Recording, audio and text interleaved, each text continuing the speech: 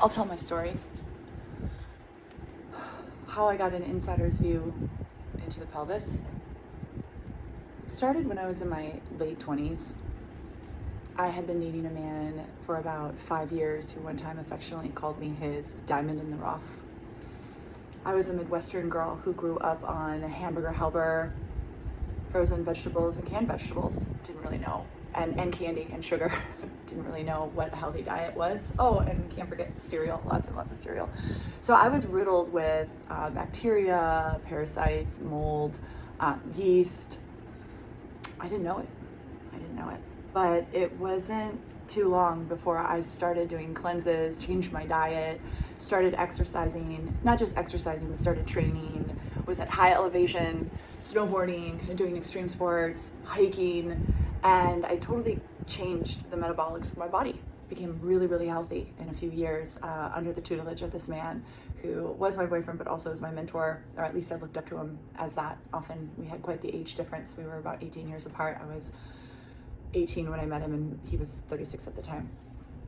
So I had done everything. I was doing colonics. I was doing tons and tons of supplements. I had gone, paleo wasn't even a thing at the time. I don't even think anti-inflammatory diet was a thing at the time, but I went full meat and veggies.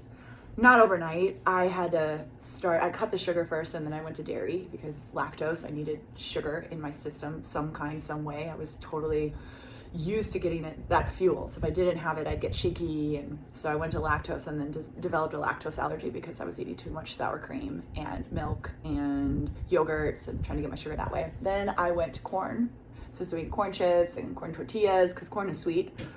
Popcorn, also developed an allergy to that. Then I went to soy milk. It was very sweet at the time after not having anything else.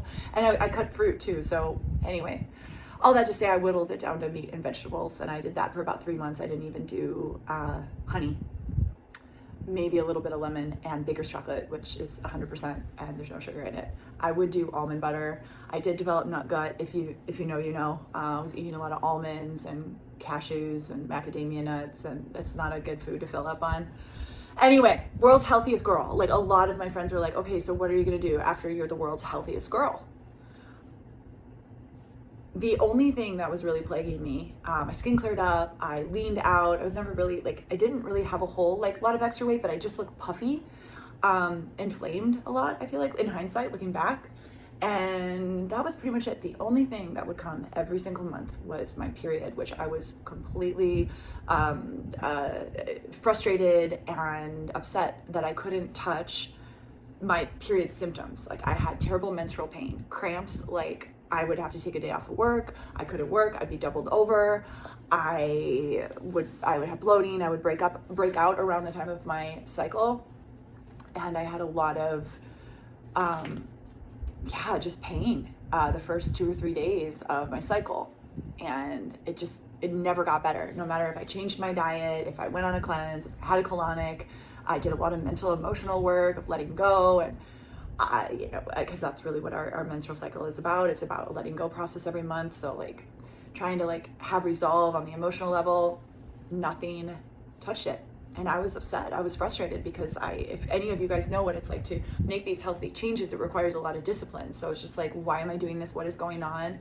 And that went on for a couple of years. And I'm not one to take painkillers, so I didn't, take painkiller. I just grit and bear it every month, and I was pretty miserable for 4 or 5 days out of the month until I met a man. Actually, one of my mentors in Portland, Oregon. I was already in chiropractic school at this point. And the healthiest girl, has done a bunch of cleanses, cleaned her diet, is fit, is overall feeling really good, except for her cramps, except for menstrual problems. She thinks that sex is great and good, and she doesn't know how much she's not walking with her pelvis or her glutes. But overall, life is great, okay?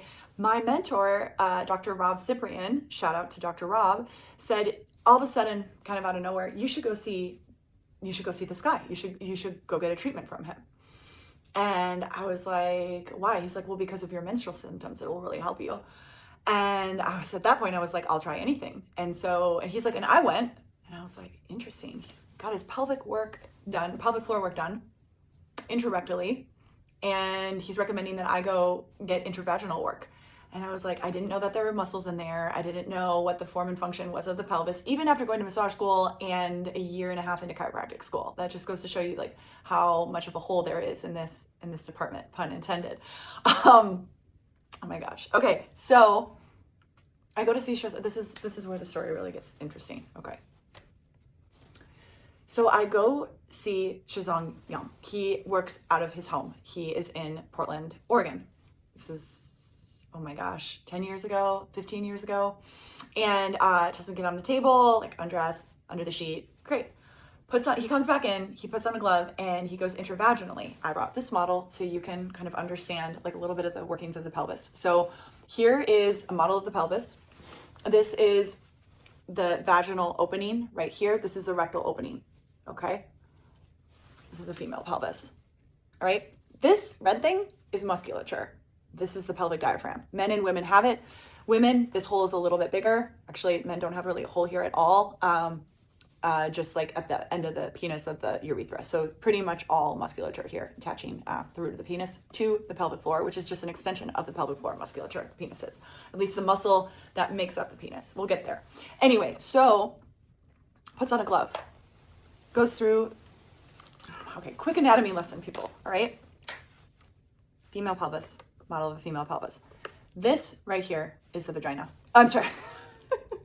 This right here is not the vagina. This is a vulva. The external female genitalia is known as the vulva. This is not a vagina.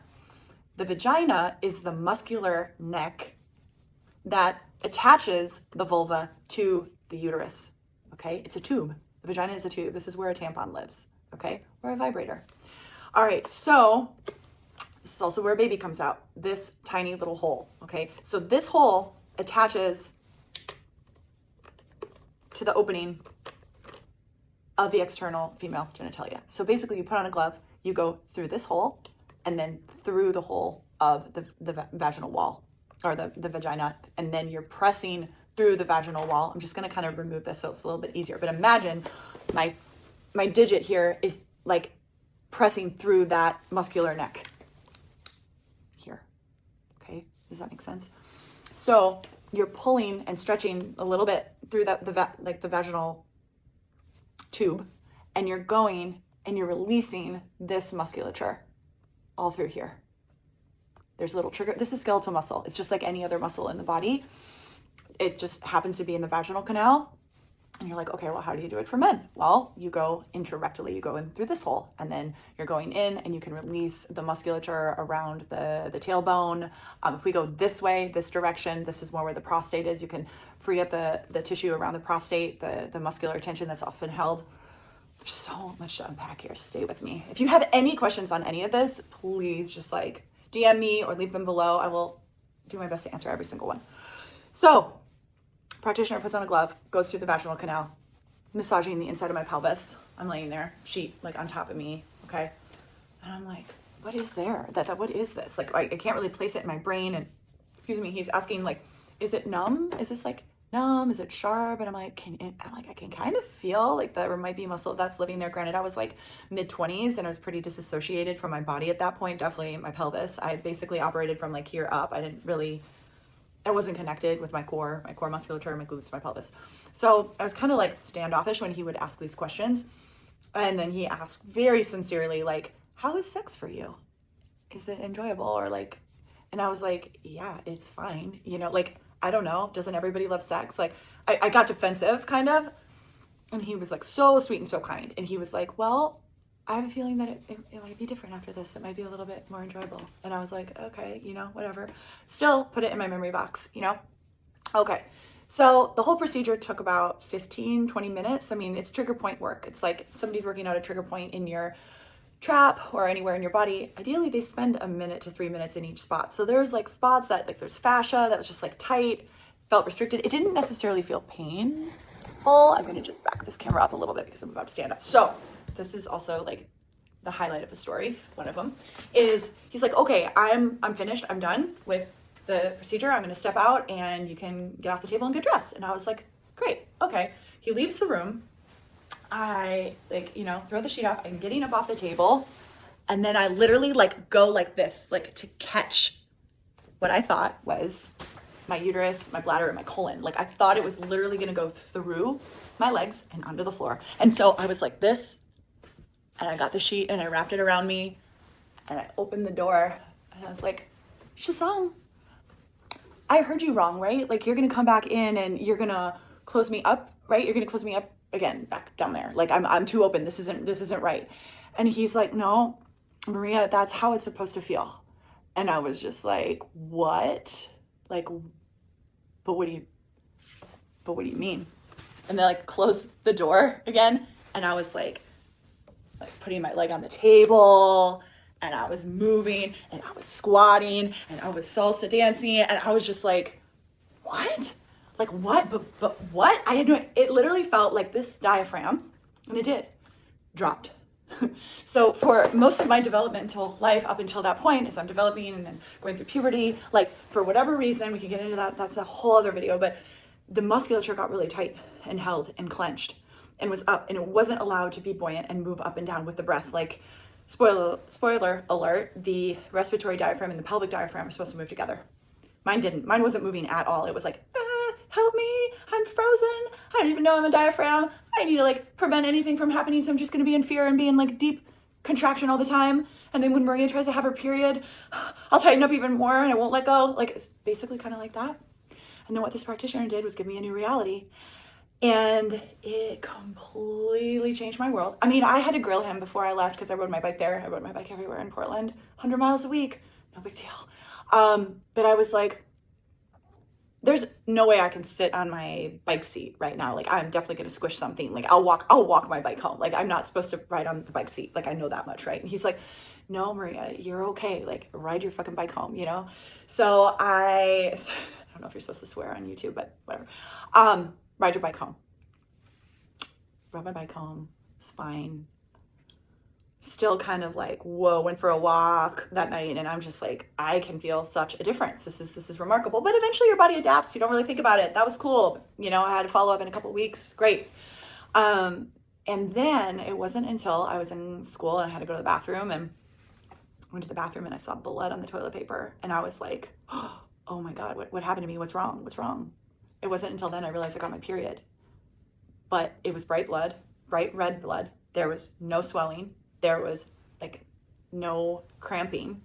Like my body just started bleeding. Like the blood just left my body. Like here I am. And I was like what? Like you can have a period where your body's just releasing and taking care of itself and you're not in agony? Oh my God. Like completely. I think I cried. I think I sat on the toilet and I cried because I couldn't believe it. You know, if you're a woman, sometimes you know your blood is like slow to start and it can be thick and dark and it's like, I don't want to come out. And it's like, no, a healthy period is like the blood just kind of like drops down and it's shedding that uterine lining and like self-cleaning basically, right? That's what was going on. So yeah, that alone, I felt free. I was like, wow, like I can still go play sports on my cycle, or like, yeah, still want to have down days, but like I can enjoy my life. I can work, like nothing's wrong with me. And then I was in a long distance relationship at the time. So it wasn't having a whole lot of sex at the time. And then I went back. So I hadn't had sex for like weeks, right? Kind of forgot about the appointment. Like I knew how effective it was for my menstruation. But then when I went back to visit my boyfriend and we had sex, I remembered immediately what Shazong said, that sex would feel different because all of a sudden, upon penetration, I could feel warmth, texture, like I could feel it. Like I'd never been able to really feel it before. Not like that. So with the release of the tension in the pelvic floor, that increased the blood flow, that increased the mechanism of movement of the diaphragm so that like things were more moving and alive and more vital.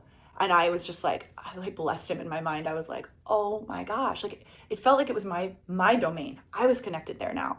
So the dude was right.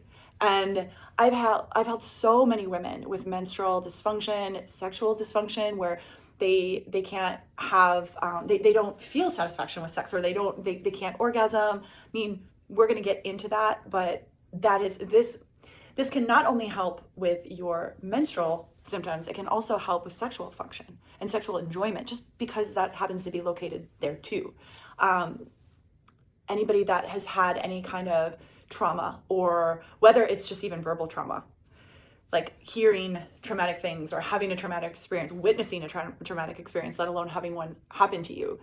A lot of times the body keeps the score and starts to tighten and like restrict. And unless it feels like it's met, listened to, heard, safe, it won't let go. It won't elongate. Couple that with the fact that we are constantly being told to do Kegels and strengthen. Well, a lot of us are strengthening on top of tightness that feeds the dysfunction even more, right? So I'm realizing this is really good material, you guys. Like, are you with me? Are you still with me? I mean, this is what I teach classes on. And I'm like, wow, I'm making this free and available to anybody who will listen to it, because it's time. Like, I feel so passionate about this work.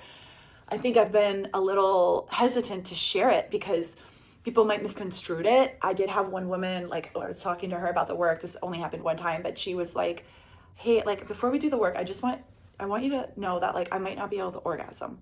And she was really sincere. And I was like, oh, honey, I'm sorry. I did not do a good enough job explaining myself, because that's not what this is. This isn't sexual in any way, shape, or form. I'm not coming in with an agenda, actually, even to loosen or rebalance. I'm just coming in with presence, awareness, precision, and anatomical training, and wisdom to just be able to sit with the body and hear what it has to say. I'm not forcing release. I'm not forcing rebalancing. The body knows how to do it itself. Most of the time, all the time, the body actually just wants you to connect with it. I'm just like the go-between. I'm like the laser pointer of like, okay, so-and-so, come here. The second you go there, it already starts to change. Awareness changes everything. So no, this work is not sexual. This work is not sensual. This work is clinical and has a clinical container with it. But ultimately, there is actually no agenda whatsoever, because when has the pelvis ever been addressed without agenda?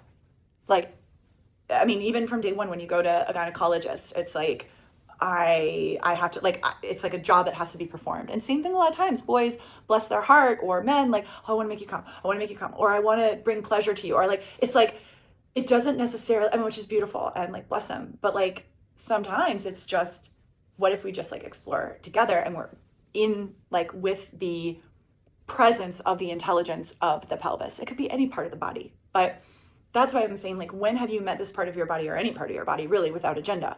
What about just like listening to it and hearing what it has to say? And this will be another video of like what the pelvis often says. I mean, it's different for everybody, but oftentimes if we're not allowed to breathe there, which we will also get to in another video about how to breathe with the mechanics of the pelvic diaphragm,